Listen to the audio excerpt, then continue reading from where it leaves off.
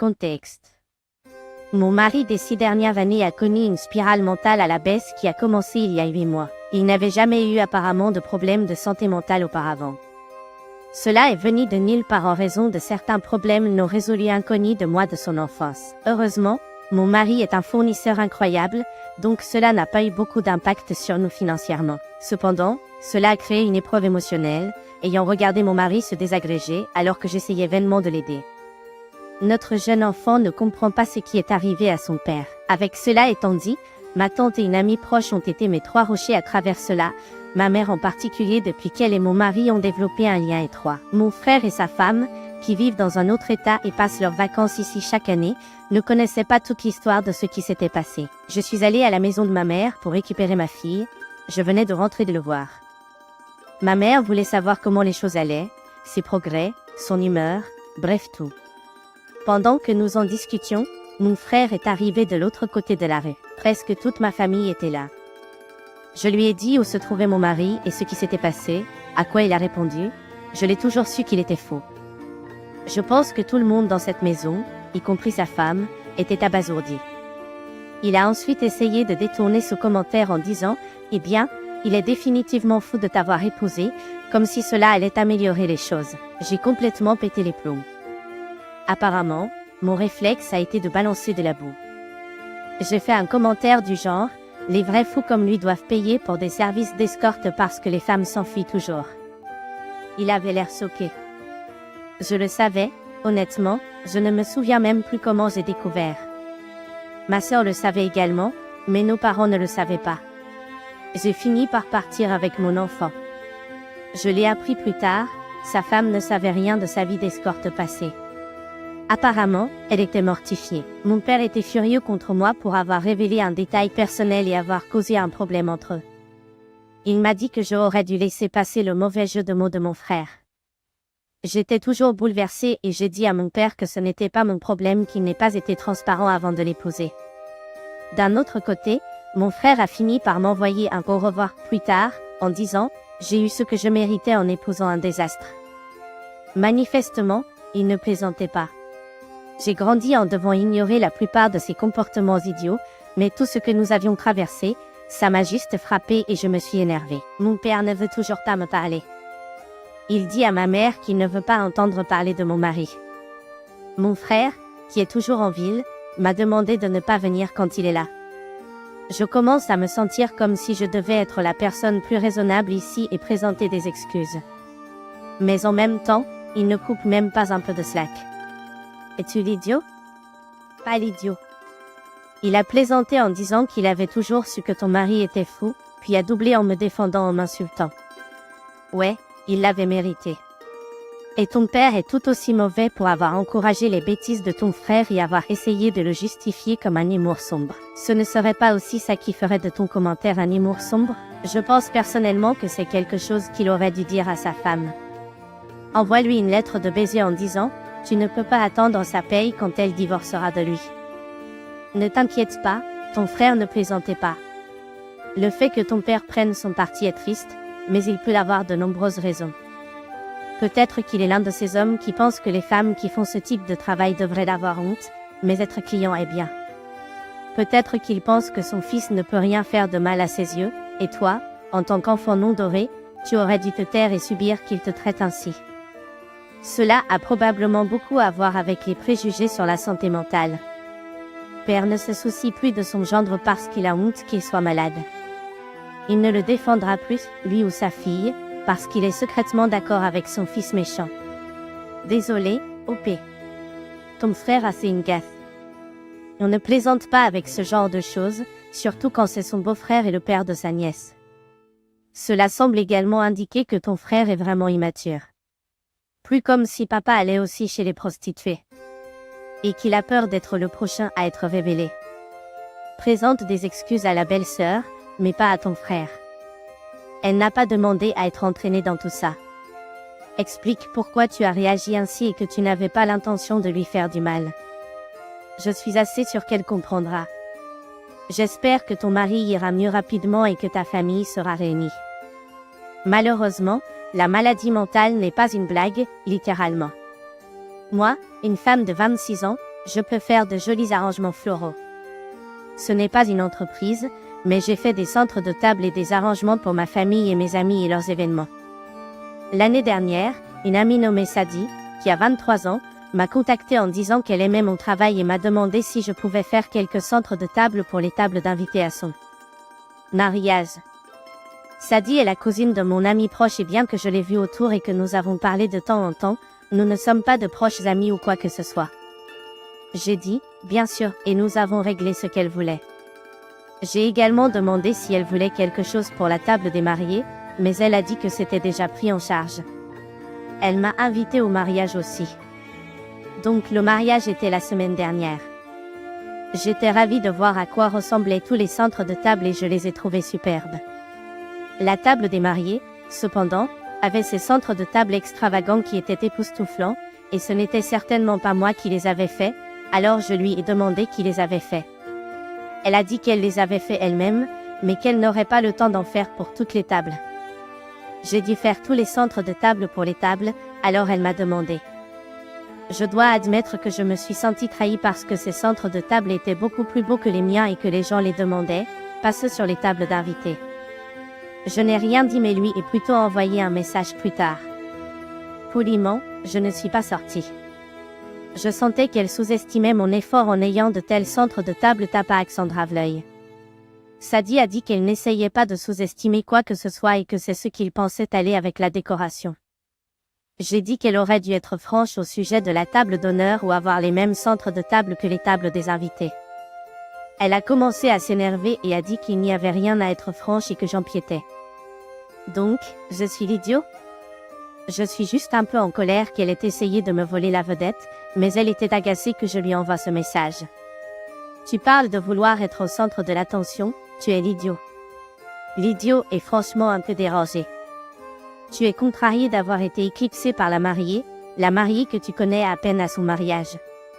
Elle t'a demandé de faire quelque chose, et quand elle a dit que la table d'honneur était couverte, c'était assez clair qu'elle allait avoir un beau centre de table pour la table d'honneur.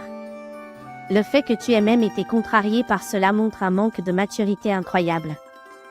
De plus, il est normal que le bouquet de la mariée ou les décorations de la table d'honneur soient plus ornées que les autres. Putain, plus je réfléchis, je ne peux pas croire l'audace que tu as eue de considérer que la mariée voulait se faire une décoration ornée pour sa propre table comme une tentative de te voler la vedette. OP, cela peut te surprendre, mais son mariage n'est pas une opportunité publicitaire pour toi. Personne ne demandera les arrangements floraux, et même s'il le faisait, elle n'est pas obligée de te promouvoir. Il est donc déplacé de s'énerver que la mariée ait éclipsé les arrangements floraux à son mariage. Je suppose que tu t'imaginais recevoir une tonne de compliments et que ce n'est pas le cas. Les invités étaient plus intéressés par l'événement réel que par les centres de table. Tu es vraiment un idiot, grand temps. Moi, 26 ans, suis en couple avec ma petite amie, 25 ans, depuis environ 3 ans. Elle et moi avons eu une relation très saine. Cependant, récemment, quelque chose s'est produit et je me sens peut-être idiot. D'accord, pour la contextualisation, ma petite amie est persane et noire. Elle et ses parents ont une relation houleuse. Ils l'aiment évidemment, mais ils ne sont pas les plus démonstratifs les uns envers les autres. Son père sortirait des diamants avec ses mains nues juste pour que sa fille ait les plus beaux bijoux. C'est sa seule enfant, donc cela a du sens qu'il soit protecteur envers elle. Je suis un homme blanc de Floride, donc il y a certaines choses que la famille de ma petite amie fait qui ne me semblent tout simplement pas logiques, mais j'essaie d'être ouvert d'esprit. Maintenant, pour l'histoire. Il y a quelques jours, ma petite amie m'a dit que ses parents avaient décidé de lui organiser une fête surprise d'engagement. Je voulais aider, mais elle m'a dit que c'était sous contrôle et que je ne devrais pas m'en faire. Mais ensuite, elle m'a demandé de faire les centres de table pour la fête, et je n'ai pas pu refuser. J'ai passé toute la journée à les faire, et je pensais qu'ils avaient l'air géniaux. Mais quand nous sommes arrivés à la fête, j'ai réalisé que ma belle-mère avait fait des centres de table encore plus beaux. J'ai été embarrassée et je me suis sentie comme si mon travail était éclipsé. Je n'ai rien dit, mais je ne pouvais pas m'empêcher de me sentir un peu blessée. J'étais-je un idiot de me sentir de cette façon ? Il y a quelques jours, ma petite amie et moi avons eu une dispute. Je ne dirai pas de quoi il s'agissait, mais cela s'est échauffé et s'est terminé avec elle qui a fait une sortie et est restée avec ses parents. Le lendemain matin, elle est revenue et les choses étaient évidentes tendues. J'ai fini par aller travailler sans lui parler. Lorsque je suis retournée, elle coupait des fruits, ce qui ne m'a pas semblé important et je suis entrée dans ma chambre. Finalement, elle a frappé à la porte et en l'ouvrant, elle était là avec un plateau de fruits. Je lui ai demandé ce qu'elle faisait. Et elle a dit, c'est pour toi. J'étais encore en colère à cause de notre précédente dispute et lui ai demandé, tu ne vas pas parler de hier ou même t'excuser? Ce toi qui m'a dit, c'est un pardon en montrant à nouveau le fruit. Je lui ai dit que ce n'était pas un vrai pardon. Dans le monde réel, nous parlons des situations, nous ne nous sortons pas de nos problèmes en offrant des cadeaux. J'ai entendu qu'elle pleurait dans la cuisine après et j'ai commencé à me sentir mal à propos de ce que j'avais dit, mais à ce moment-là, je pensais vraiment avoir raison. Eh bien, ce matin, son amie a appelé pour savoir comment je pouvais être si cruelle envers elle. J'étais d'abord confus et j'ai pensé que mon petit ami avait déformé l'histoire. Ensuite, son ami a expliqué que les gens de la culture de ma petite amie s'excusent souvent de cette manière et que ma petite amie a probablement grandi en recevant des fruits coupés et de la nourriture après des arguments avec sa famille. Elle et la famille de ma petite amie me réprimandent. Mais je ne savais vraiment pas. Et si son ami mentait sur tout le truc de la culture pour me faire me sentir mal? J'ai demandé à ma famille et ils sont de mon côté. Et ils croient également que la chose du fruit n'était pas un vrai pardon. Est-ce que je suis l'idiot? Devrais-je simplement avoir accepté ses excuses et être passé à autre chose? Tu es un idiot, c'est aussi une chose dans la culture occidentale. C'est appelé une offrande de paix. Plus, le geste était bien plus que ce que tu as fait. Tu lui as fait le silence, tu l'as évité et tu n'as pas essayé de te réconcilier. Elle a pensé à toi et est venue à toi pour te réconcilier, et tu as juste grogné après elle. Où étaient tes excuses, ah? Sérieusement, mon mari et moi sommes tous deux américains, mais quand nous nous disputons, l'un de nous apporte à l'autre une boisson préférée ou une collation au moins. Cela s'assure que la personne avec qui vous discutez n'a pas faim en plus d'être contrariée. Juste parce que ce n'est pas une excuse pour un homme de Floride typique ne signifie pas que ce n'est pas ainsi que sa famille ou sa culture fonctionne. Et pourquoi doit-elle l'aborder? Tu es dans une relation toi aussi. Prends sur toi. Qu'est-ce que ces commentaires? Elle est assez âgée pour comprendre qu'il faut s'excuser auprès de quelqu'un lorsque vous le blessez, et certainement ne pas se plaindre auprès de ses amis ensuite. Et si son excuse était un coup sur le dos? Cela serait-il également correct? Ce que vous dites n'a pas de sens. Elle n'a pas 5 ans et devrait essayer de comprendre tes sentiments, puisqu'elle est celle qui doit s'excuser. Désaccord. Elle ne s'est pas excusée ouvertement, mais elle préparait le terrain pour apaiser les tensions afin que ce ne soit pas une conversation animée. Cela semble clair, elle fait des efforts et le fait efficacement, je dois ajouter. Que a fait OP pour apaiser la tension? Lui donner le traitement du silence? Elle a désamorcé la situation. OP a versé de l'essence sur tout ça.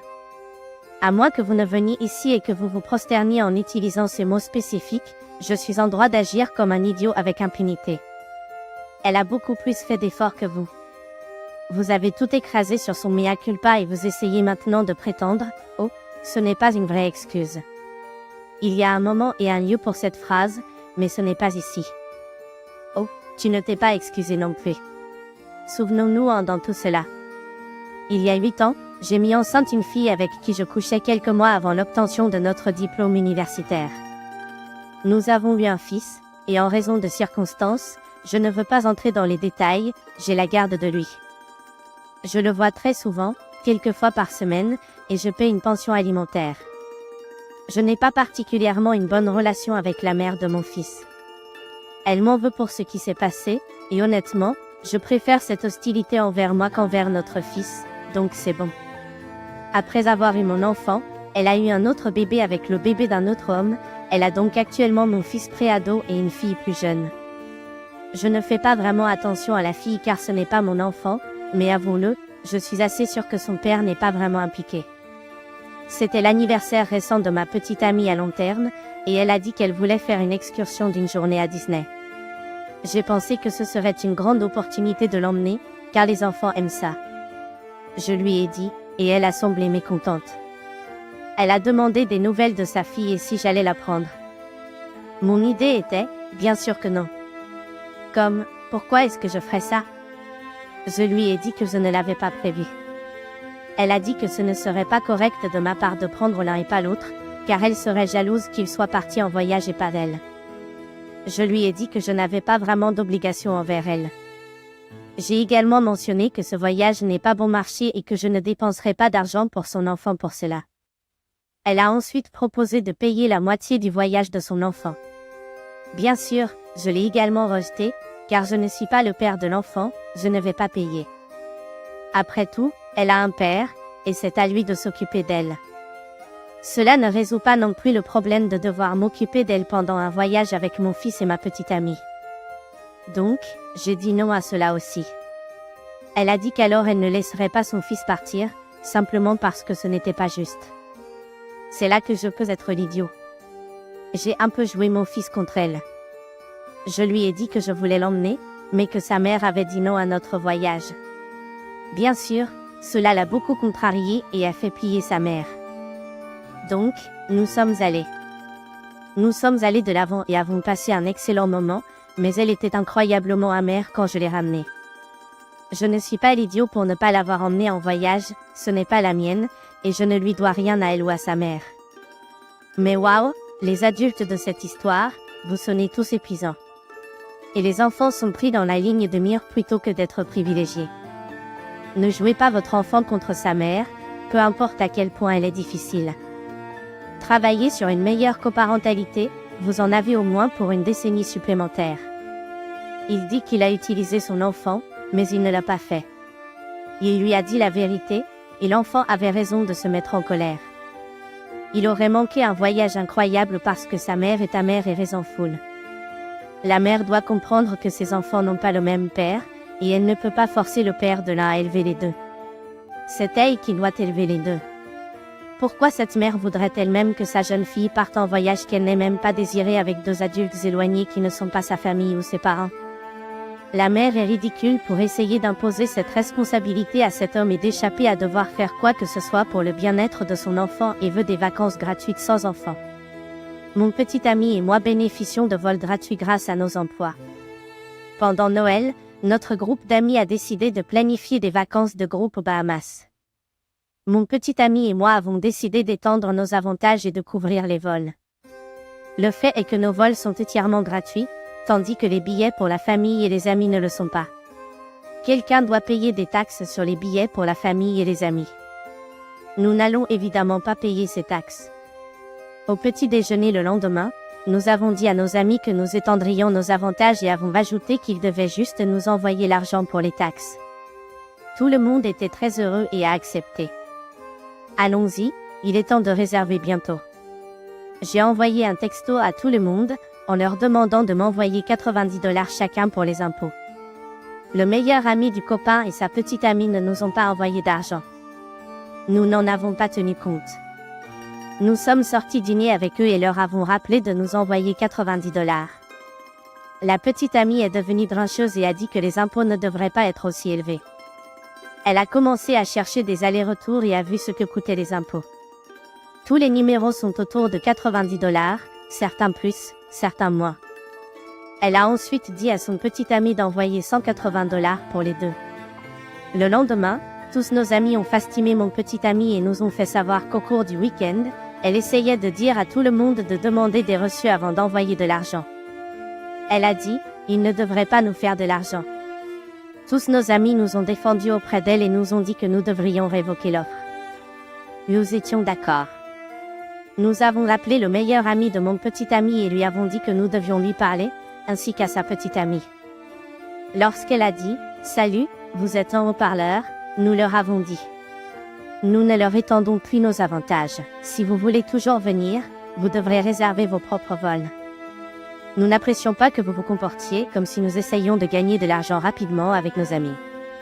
Ils sont restés silencieux tous les deux, et nous avons simplement raccroché après environ une minute de silence. Étions-nous des idiots, ou plutôt, sommes-nous des idiots? Absolument pas. Vous avez fait une énorme faveur pour eux, et ils ont quand même réussi à être exigeants. Quel type de personne accuse quelqu'un qui paie pour leur vol de vouloir gagner de l'argent rapidement? Excusez-moi, ils ont pensé à quel point cela semble idiot avant de le dire. Et non, vous êtes 100% justifié de les faire payer pour leur vol. 90 $ pour aller aux Bahamas est une affaire incroyable. Vous avez fait plaisir à tout le monde et avez organisé un excellent voyage. Si ces deux-là n'apprécient pas votre gentillesse et essaient de vous dépeindre comme louche auprès de vos autres amis, ils ne méritent aucun traitement spécial. Bon sang, pour 90 $, puis-je venir et être votre nouvelle meilleure amie? Certaines personnes sont simplement trop égocentriques pour leur propre bien, n'est-ce pas?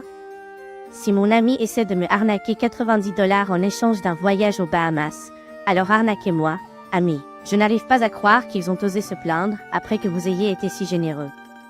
Ils auraient dû payer le plein prix s'ils n'avaient pas bénéficié de votre offre. Elle aurait dû simplement être reconnaissante d'avoir payé beaucoup moins.